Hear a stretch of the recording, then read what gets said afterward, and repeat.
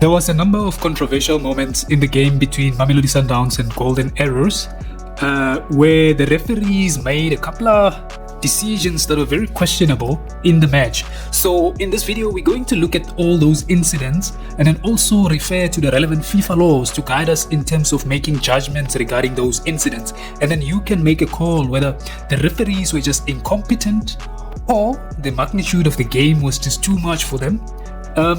And then also in the video, we are going to get a message from the Minister of Sports, Gayton McKenzie, regarding implementation of the VAR in the PSL. Let's get into it. So in this incident, we see Ribeiro attacking the Golden Arrows goal here. He's going to receive the ball and then he attacks the Golden Arrows goal. But at that moment, the linesman judged him offside. He said he's in an offside position by raising his flag. But let's dissect this incident a little bit more to see exactly what happened, and then we'll refer to the relevant FIFA law to see whether the judgment was wrong or right. Right?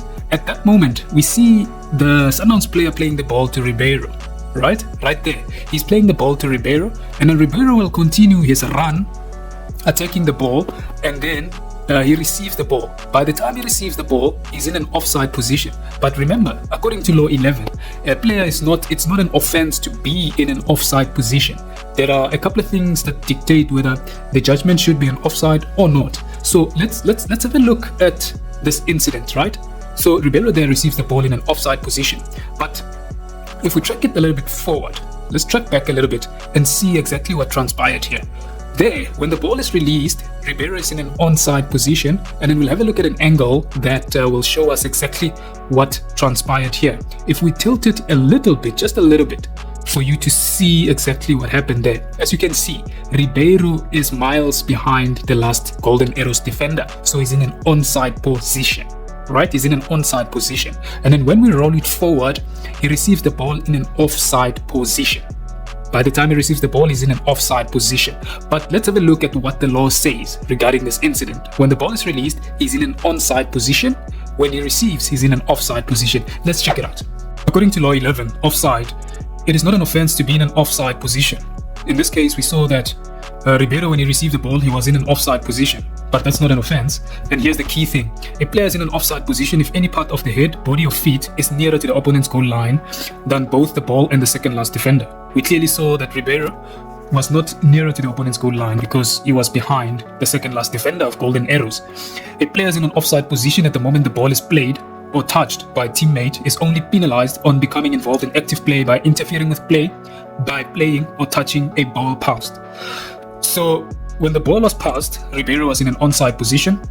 He only received it when he was in an offside position, which was not an offense. So in this case, Ribeiro should have been allowed to continue attacking the Golden Arrows, and they denied them an obvious goal-scoring opportunity. So in this incident, we see Mamelodi Sundowns scoring a goal, and then later on we see that the goal was charged offside. But let's have a look at what happened in slow motion here, and also have a look at the positioning of the linesman in relation to the incident, right? So I think here it's Stipsa who plays the ball or the cross to Shalulile, right? So let's have a look. Like when he releases the ball there, you can clearly see that Shalulile is in an onside position.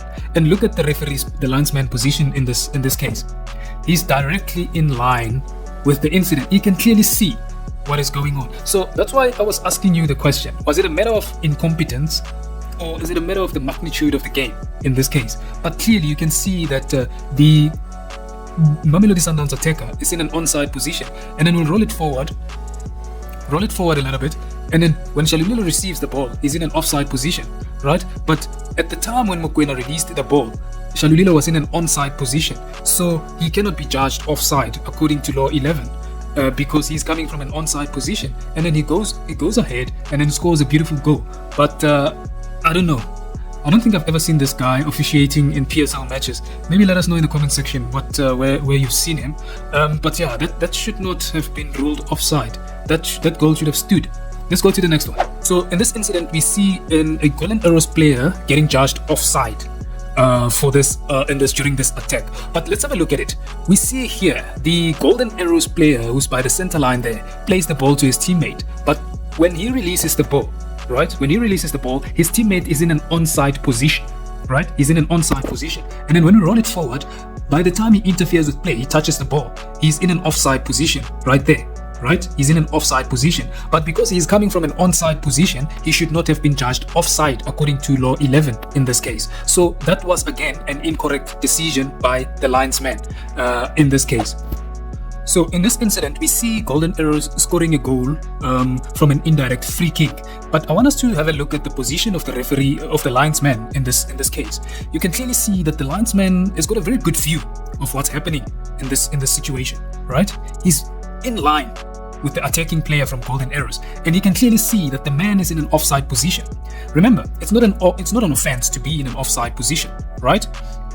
So we'll see the Golden Arrows player taking a free kick there, right? At the moment he takes the kick, you've got two Golden Arrows players in an offside position, right? So let's roll it forward a little bit and see right there. You can clearly see that you've got two Golden Arrows players in an offside position. And then have a look at the position of the linesman. You can clearly see that you've got two men from Golden Arrows in an offside position. But again, it's not an offense to be in an offside position. But let's roll it forward and see what happens afterwards, right? We see that two Golden Arrows players are charging for the ball. And then the other player who was in an offside position when the ball was played, he's interfering with play now. He's attacking the ball and he's fighting for the ball with the Sundowns defender. And then he ends up getting the ball and then he scores the goal, right? But right there, that's where the referee should have raised his flag to say offside, because the player who comes from an offside position plays the ball. He interferes with play by playing the ball, coming from an offside position. So he should have been judged offside and this goal should not have been allowed. Right, let's go to the next one. So there's an incident that was very, very controversial. So we'll have a look at it and then see what the law says with regards to this type of incident. So we see here Sundowns is inside the Golden Arrows area, right? And then they are trying to play combination play there in order to get a goal, right? Then we see a player from Golden Arrows, he plays the ball away from his goal area. And then in the process, the player gets injured. But it's not as a result of an offense by a Sundowns player. The injury is self-inflicted, right? And then he passes the ball to his teammate. It goes to the Sundowns player. And then the Sundowns player, what he does is that he plays the ball back into attack. So now this is a promising attack for Mamelodi Sundowns. But what happens there is that the referee then decides to stop play, right? He stops play, he blows his whistle there, and then he goes and gives attention. He calls the medical team to come and have a look at the injured player. But let's roll it forward a little bit to see exactly what happened, what caused the injury. So here we see that the Golden Arrows player is going to play the ball there, right? He plays the ball cleanly, but he twists his ankle. And then he plays the ball and then he goes down, right? There's no touch from Mudiba there. So the injury is self-inflicted. But let's see what the law says and what guided the referee to stop play here, because Sundowns was definitely attacking here and that could have ended in a goal. Who knows, right? So it was a promising attack and the atmosphere was that the Sundowns was in a good position to maybe see a goal. Let's see what the law says. So now law 5, the referee, right? Decisions will be made to the best of the referee's ability according to the laws of the game and the spirit of the game, and will be based on the opinion of the referee, who has the discretion to take appropriate action within the framework of the laws of the game. So now, it depends on the referee's discretion and the referee's ability. And then if we go further down, we see that the referee must allow play to continue until the ball is out of play if a player is only slightly injured. So now you use your judgment. Was that a slight injury or was that a serious injury?